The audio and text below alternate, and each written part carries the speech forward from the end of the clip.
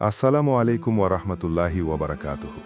প্রিয় ভাই ও বন্ধুরা, আশা করি আল্লাহর মেহেরবানিতে আপনারা সবাই ভালো আছেন। তুমি ক্লান্ত, জীবনটা যেন একটা বোঝা হয়ে দাঁড়িয়েছে। ভালো থাকার অভিনয় করেও ভেতরে তীব্র এক শূন্যতা। তুমি চাও শান্তি, কিন্তু পাচ্ছ না। প্রতিদিন একরকম যুদ্ধ, নিজের ভেতরের সাথে, নিজের চারপাশের মানুষের সাথে। ভবিষ্যতের চিন্তা, অতীতের আক্ষেপ আর বর্তমানের অসহায়তা সব মিলে যেন দম বন্ধ হয়ে আসে। মানুষ বলেছিল পাশে থাকবে, কিন্তু তারাই দূরে সরে গেছে। তুমি ভাবছ, আল্লাহ কি আমাকে ভুলে গেছেন? না ভাই, না বোন, আল্লাহ কখনো কাউকে ভুলে যান না। তুমি যখন রাতের নির্জনে কাঁদো, কেউ না জানুক, আল্লাহ জানেন। তুমি যখন বিছানায় শুয়ে অশ্রু লুকিয়ে ফেলো, তিনি তা দেখেন। তুমি যখন কারো সাথে না বলতে পারা কথাগুলো মনে মনে বলো, তিনি তা শোনেন। তিনিই তোমার রব। তিনিই বলেছেন, আমার রহমত হলো সমস্ত কিছুর উপর ব্যাপক। সূরা আল আরাফ ১৫৬। তুমি হয়তো বারবার দোয়া করছো, কিন্তু ফল পাচ্ছ না।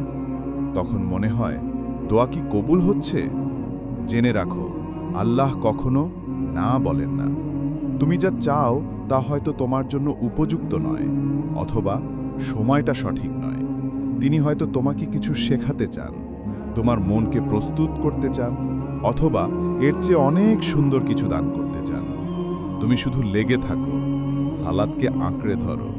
যখন কেউ বোঝে না, তখন আল্লাহর সামনে কেঁদে বলো, ইয়া আল্লাহ, আমার তোকে দরকার। তুমি যেখান থেকে আশা করনি, সেই অদৃশ্য জায়গা থেকে আল্লাহ রহমত তোমার দরজায় করা নাড়বে। তুমি ভেঙে পড়ো, ঠিক আছে, তবে থেমে যেও না। কারণ তুমি যদি ভেঙেও যাও, তোমার আল্লাহ আজও রয়েছেন, সবচেয়ে ক্ষমাশীল, সবচেয়ে দয়ালু, সবচেয়ে বেশি তোমার খোঁজ রাখা সেই মহান রব। মানুষ তোমাকে ভুলে যেতে পারে, দুনিয়া তোমাকে ঠকাতে পারে, কিন্তু আল্লাহ, তিনি কখনো ঠকান না। তুমি কখনো একা ছিলে না, তুমি এখনো একা নও, আর কখনোই একা হবে না।